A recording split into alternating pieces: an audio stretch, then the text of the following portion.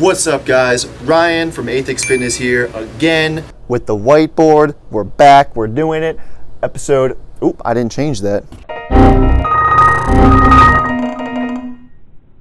We're back with episode 5, cutting for all you thick boys or girls out there. We're gonna be cutting this episode. If you haven't already watched the overview episode, I think that was 2. The programming, watch programming episode 2 and watch the overview for nutrition episode 3. So you have a basic understanding at least of what we're talking about here, and you're not just jumping right into this because we covered some really good stuff there. So if you haven't already watched that, go watch it and then we'll continue here. You stay classy, San Diego. I'm Ron Burgundy. Damn it! Who typed a question mark on the teleprompter? Did you watch it? Okay, you watched it. Alright, so first of all, you must be training properly, which is why I said watch episode 2. Programming is going to be extremely important by the time you're getting into considering bulking and cutting and such.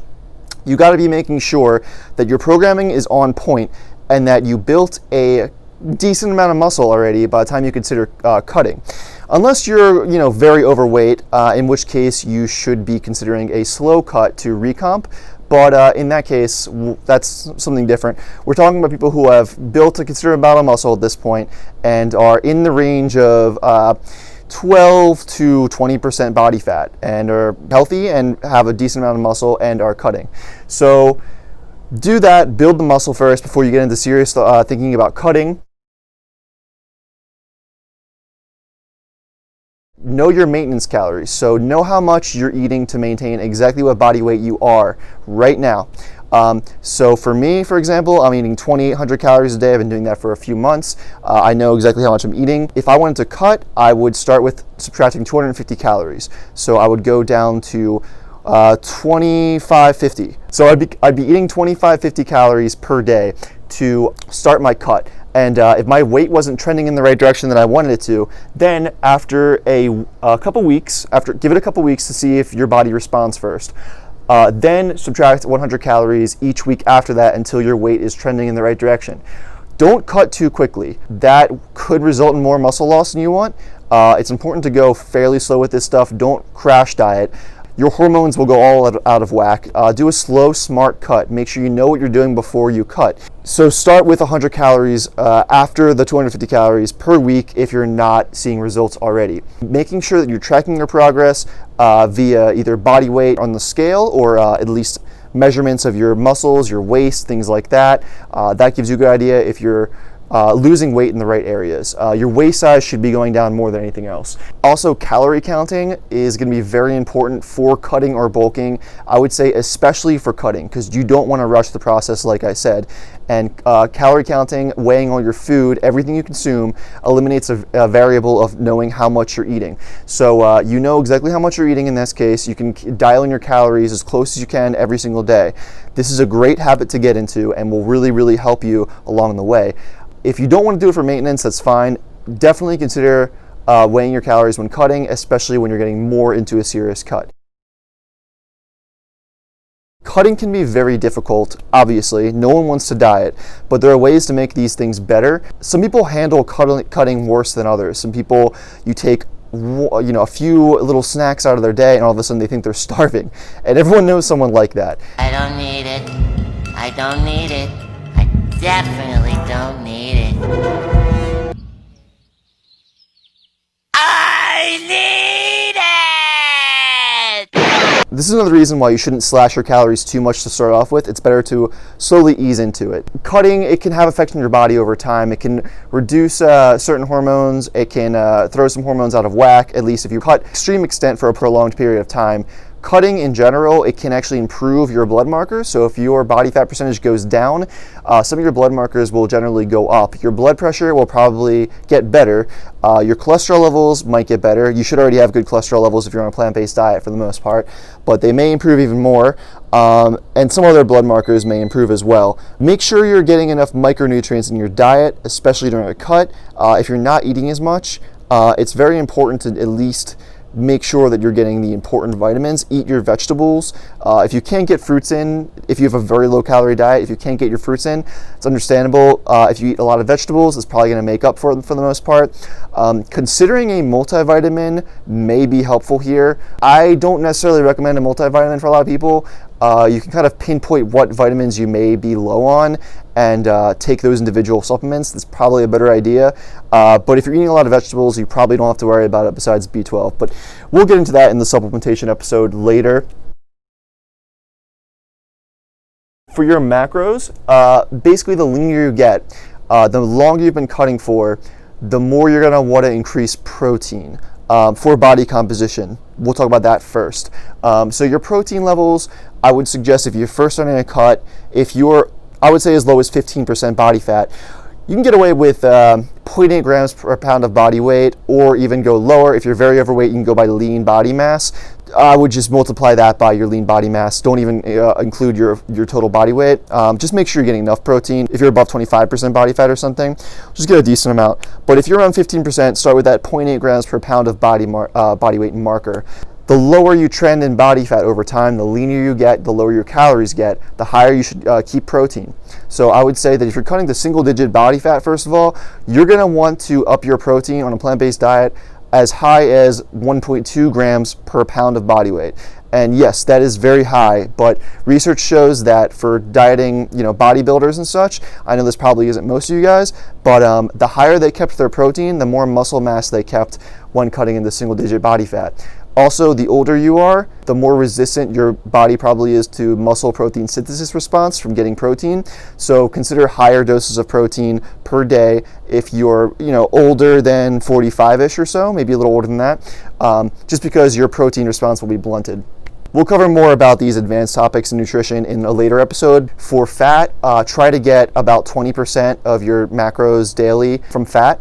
So I would say, depending on your body weight and how many calories you're getting, you may want to be getting somewhere between 50 to 90 grams per fat per day, probably for most of you guys. Just make sure you're getting enough, because fat is very important for hormones, joint lubrication and such, like keeping yourself injury free overall. I would say mostly hormones, honestly. Just make sure you're getting enough fat, and whatever's left over from fat and protein, get from carbs. So some strategies for staying more satiated when you're cutting. You want to increase your veggie intake, and you want to increase your protein intake for satiety. This is independent of what we were talking about earlier about body composition for protein. Protein and more watery, fibrous vegetables, they'll make you feel a lot more full than processed foods, things like that. So stick with single ingredient foods for a lot of times. And for protein options, you can consider things like tempeh, which is a great more whole food option. Tofu, super high protein tofu is good. Other mock meats, things like that can be great too. I know I said processed foods probably aren't great, but if you're getting it from protein and they're not, extremely processed, that's probably better. The most important thing here is getting enough protein while you're cutting to maintain your body mass, so worry more about that. So raw veggies in particular will be harder to digest for your body, and they'll fill up your stomach more. So you can eat a ton of raw veggies. They're very low in calories. That's why salads are so popular. You can eat a gigantic bowl of salad, tons of veggies and such in there, which can only be 100 calories sometimes. That's a great option. Some things that are really helpful to consider are modifying your meals for cutting. So for example, if you're eating peanut butter at the time and that fits in your daily calorie goals when you're maintaining, consider swapping peanut butter for something like defatted peanut butter powder, like PB2, things like that. That's much lower in calories, higher in protein, and you could fit in your lower calorie diet much better. Also, bean pasta for things like whole wheat or even just regular pasta is a great option there, because much more protein, actually lower in calories too pretty often. It's gonna be more satiating. Miracle noodles, or I think they're called shirataki noodles, they're basically like 0 calorie noodles. That is a great option too. I never particularly had to eat them, but it could be a good option if your calories are very low. So salads, like I mentioned earlier, more raw veggies, things like that. And protein powder is also great to consider on a low calorie diet, just to keep your protein higher. More whole food based vegan diets will generally be lower in protein. If you're cutting to get very lean and maintain your muscle, then you really want to be keeping your protein high. So protein powder can be a great option. I prefer TrueNutrition.com protein because they are very customizable and they allow you to basically pick whatever you want. It's very, very cheap. You can pick exactly how many pounds of protein you want.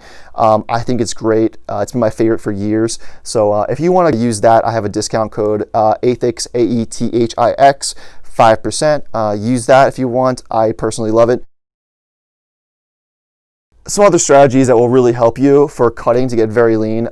These are a little more advanced. We'll touch on these more later in another episode. Just to throw it out to you really quick, if your calories are starting to get very low and you're having trouble with feeling very hungry throughout the day, intermittent fasting can be a great technique for some people. That's basically having a set eating window every day where you eat only certain hours every day. Most people do a 16-8 fast, which is basically fasting for 16 hours, and that includes sleep. So maybe eating your last meal around 10 p.m., let's say, and then eating your next meal the next day like 2 p.m. And then you can eat the rest of the day until 10 p.m. again. And that's basically a 16-8 fast. It's really just a glorified way of saying you're skipping breakfast. And that just allows you to keep your calories a little lower throughout the day. So that can be a great option for a lot of people. Some people don't do very well with it. And it depends on who you are as an individual and what works for you. It personally works great for me because I like big meals, and I find that it works really well. I don't mind the hunger in the morning. I don't really even feel it. You shouldn't really feel it after a couple weeks. If you do, it's probably not a great fit for you. But that's a great approach. Also, refeeds. So refeeds are basically when you take a couple days, I would say no less than 2 in a row to eat higher calories at maintenance. This is not cheat days necessarily. It's just 2 days or 3 days back to back to back where you eat higher calories to reset your body's hunger hormones like leptin and ghrelin and such. And it'll put you in a much better state to continue your diet down the road. So if you've been cutting for, let's say, anything more than 8 weeks and starting to get very lean, that's a great time to start throwing refeeds in. They won't really throw you off progress. They'll actually possibly maintain more muscle over time just because it helps with your hormones. And so that's something to consider. We'll talk about that more later. Diet breaks are also something to consider if you've been cutting for a very long time. Similar idea, but it's more of like taking a couple weeks off or even more to eat at maintenance. Like I said, another topic for another episode, but just to touch on it there. So I have an example meal plan here for 2,000 calories. Don't just use this meal plan and jump to it right away if you're eating 3,000 calories and maintaining. That's too much of a cut for you. You don't need to go that fast that quickly, and I would not recommend it, like I said earlier. But just to give you an example, so meal 1, I have tofu scramble. So a couple servings of tofu you can do. Turmeric, black pepper, black Himalayan sea salt is great for tofu scramble. Throw in a serving of black beans, spinach, mushroom, peppers, about 6 ounces of potatoes, and half an avocado for some fat. That's going to be about 600 calories. Meal 2, you could do something like buffalo chicken salad, mock chicken salad, obviously. I had 6 sardine tenders in here, which is about 250 calories, I believe, about 22 grams of protein. Romaine lettuce, carrots, celery, cucumber, and hot sauce. That comes out to about 350 calories. Meal 3, you can do 2 servings of black bean spaghetti for about 380 calories, 50 grams of protein. Crushed tomato, which is very low in calories compared to marinara sauce you may buy in a package at a store, because usually they add oil and sugar to that. Kale, broccoli, seitan, it's going to be about 650 calories right there. Meal 4, an apple and peanut butter. Apple and PB2, not peanut butter. Peanut butter is going to be much higher in calories than PB2. That's going to be about 200 calories. And for a snack, you could do a protein shake, which is about a serving and a half or 2 servings even, for about 250 calories. Total 2,000 calories and about 170 grams of protein. So it's just an idea to get you started there. Like I said, don't follow this necessarily, just use it as reference. But that's kind of like a general meal plan that I may prescribe somebody who's eating about 2,000 calories and weighs about 170 or so. So yeah, that's pretty much everything for cutting. One other thing I want to add really quick is that oils they really have no place in a low-calorie diet.